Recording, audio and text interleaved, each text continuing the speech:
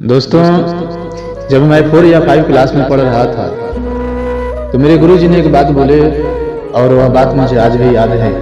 जरा गौर से सुनिएगा कि बचपन का जमाना था जिसमें खुशियों का खजाना था। अरे वो बचपन का जमाना था जिसमें खुशियों का खजाना था। चाहत तो चांद को पाने की थी, चाहते तो चांद को पाने के थे, पर दिल तितलियों का दीवाना।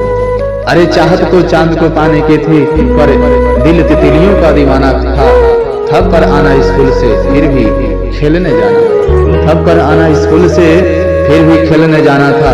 बारिश में कागज की नाव, हर मौसम सुहाना था। ना रोने की वजह थी, ना कोई हंसने का बहाना था। अरे ना कोई रोने की वजह थी, ना कोई हंसने का बहाना था। क्यों हो गए हम इतने बड़े, इससे अच्छा तो बचपन का जमाना था। अरे इससे अच्छा तो बचपन का जमाना।